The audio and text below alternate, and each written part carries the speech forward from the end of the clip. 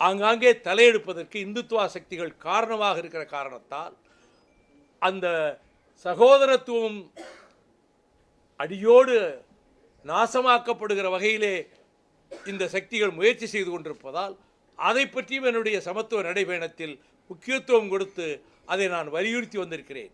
சகோதரத்துவத்தையும் நல்லிணக்கத்தையும் சமய நல்லிணக்கத்தையும் சாதிய நல்லிணக்கத்தையும் வலியுறுத்தி வந்திருக்கிறேன். அதற்கு நல்ல வரவேற்பு இருந்தது.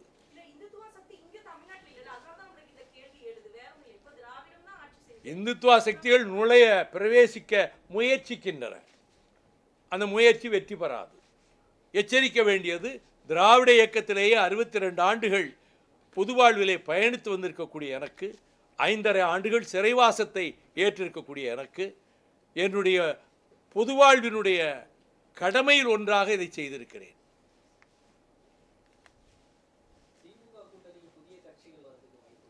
தெரியலைங்க, எனக்கு தெரியாது. அப்படி இருக்குன்னா அங்கே உங்கள் மூலமாக தான், ஊடகம் மூலமாக தான், தொலைக்காட்சி மூலம், பத்திரிகை மூலமாக தான் தெரிஞ்சுக்கிட்டணும்.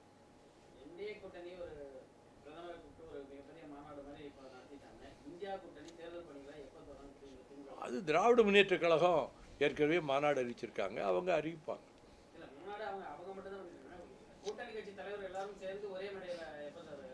அதுக்கு ஒரு நிகழ்ச்சி ஏற்பாடு செய்வாங்க, அது நடக்கும்.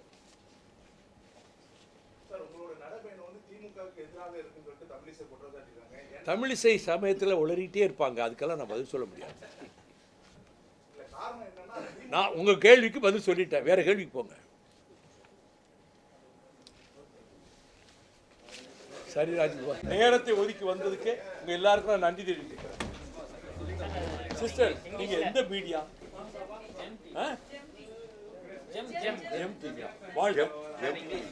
இங்கிலீஷ்ல மட்டும் கொடுக்குறேன் வாங்க.